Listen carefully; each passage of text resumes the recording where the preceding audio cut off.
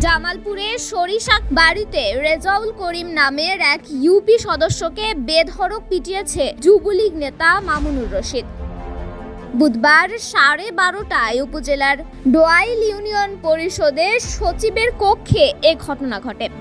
স্থানীয় ও পরিষদ সূত্রে জানা যায়, বুধবার দুপুরে 12:30টার দিকে যুবলীগ নেতা মামুনুর রশিদ ডোয়াইল ইউনিয়ন পরিষদে ঢুকে সচিবের রুমে বসে থাকা 2 নং ওয়ার্ডের ইউপি সদস্য রেজাউল করিমকে অতর্কিত হামলা ও মারধর করে। পরে স্থানীয়রা তাকে উদ্ধার করে উপজেলা স্বাস্থ্য কমপ্লেক্সে নিয়ে যায়। অভিযুক্ত যুবলীগ নেতা ডোয়াইল ইউনিয়নের মৃত আইনউদ্দিন মাস্টারের ছেলে। সে উপজেলা যুবলীগের একজন বহিষ্কৃত নেতা। তার বিরুদ্ধে স্থানীয়ভাবে নানা সন্ত্রাসী কর্মকাণ্ডেরও অভিযোগ রয়েছে। এছাড়াও সে একজন মাদক সেবী বলে স্থানীয়রা জানেন।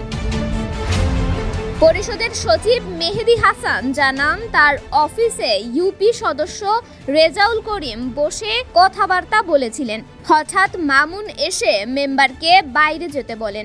মেম্বার বাইরে যেতে না চাইলে তাকে মারধর শুরু করে এবং টেনে হিঁচড়ে বাইরে নিয়ে যায়। এদিকে কর্মরত গ্রাম পুলিশ চয়ন জানান, আমরা ওই সময় বাইরে ছিলাম। মারধরের খবর শুনে দৌড়ে পরিষদের ভেতরে গিয়ে দেখি মামুন রেজাউল মেম্বারকে মারধর করছে। অভিযুক্ত মামুনের সাথে এ ব্যাপারে কথা বলার জন্য যোগাযোগ করার চেষ্টা করলে তার ফোন বন্ধ পাওয়া যায়।